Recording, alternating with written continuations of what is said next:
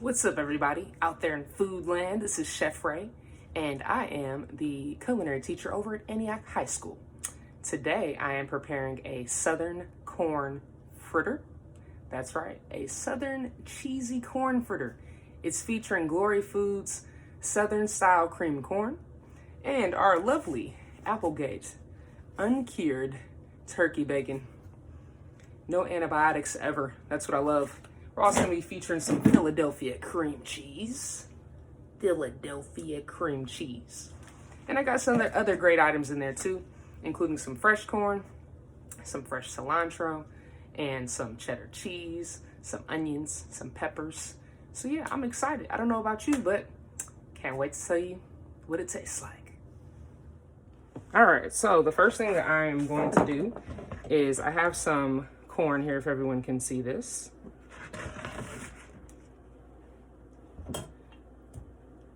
And you want to shave it as close as you can without getting kind of like that gristle in there. You also want to take off any additional hair that you may have on it. And try to keep it in as close knit of a pile as you possibly can.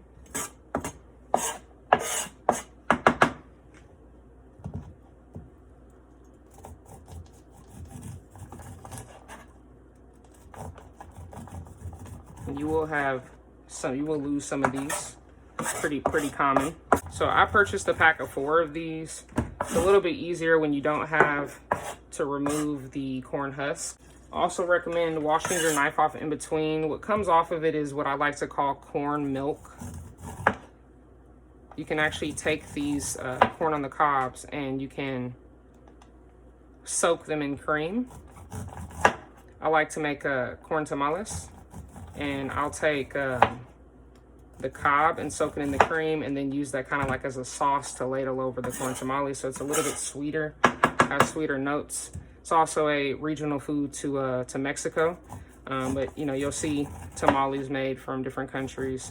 My brother's girlfriend, she's actually from here, but her parents are from Nicaragua and from Mexico, and they wrap their tamales in banana leaves instead of corn husks. And you can put all of your kernels off into a bowl.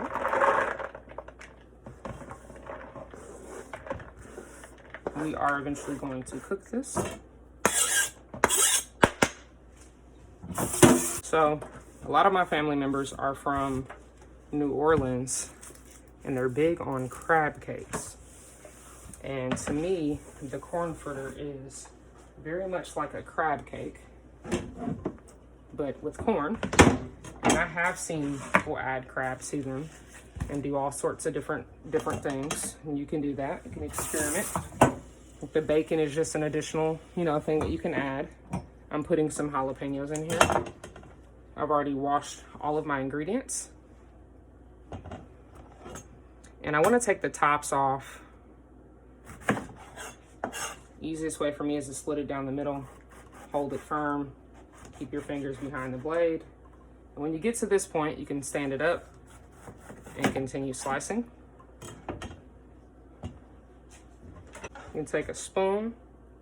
You're gonna take out the seeds and the white skin.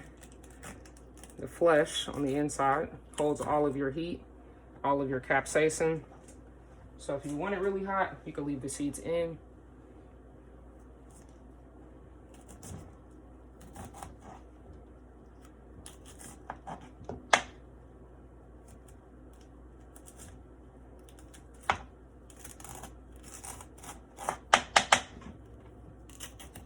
I'm gonna scrape out as much as you possibly can. And then you wanna give these a rinse.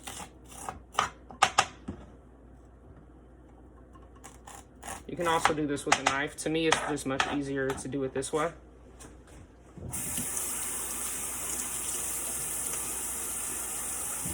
For the moment, I'm gonna set those in the bowl with our corn. It's really good to keep a little handy trash can or some receptacle next to you with all of the seeds and the cob and the kernels. You're gonna have a little bit of prep mess, as I call it.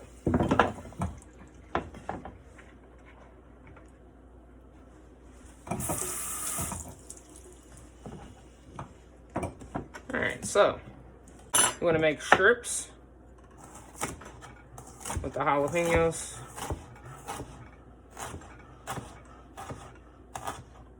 And of course, if you don't use egg and you don't use like heavy cream and things like that, butter, you can make this recipe 100%. I'm gonna cut that end piece off.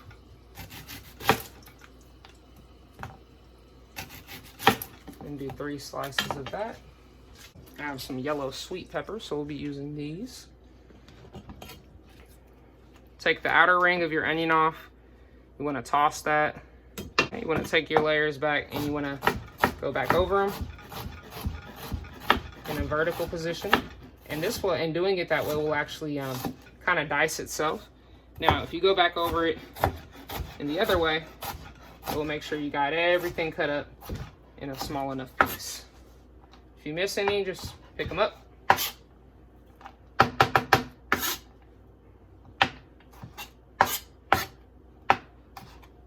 I like to always check.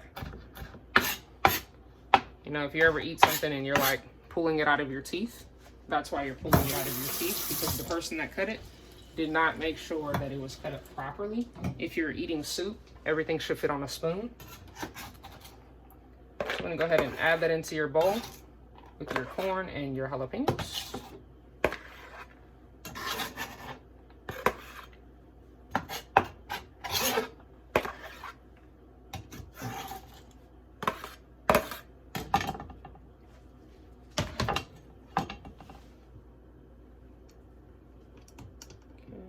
One second, I'm adjusting this. All right, now we got the sweet peppers. Want to go ahead and cut the ends off of these as well. You do want to de-seed them. Same way we did the jalapenos. Split them down the middle. Stand them up, continue cutting them. Open them. Scrape them.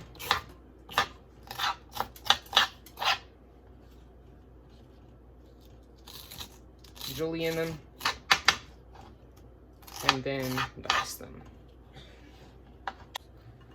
And you can actually, another quick trick is you can stack your peppers, especially if they're flat. You can also use a mallet on them and you can flatten them before you do it.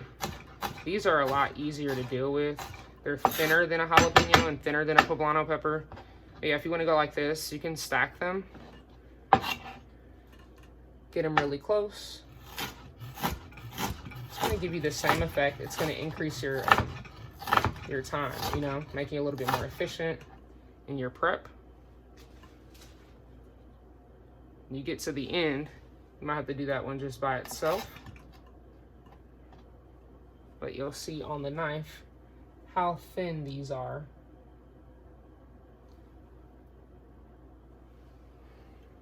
And that would be more of a perfectly cut julienne. Okay? And what I'm gonna do is just cut the top open, and it will expose it to where you can kind of see all of the cloves. I've microwaved this. Basically, I've steamed it.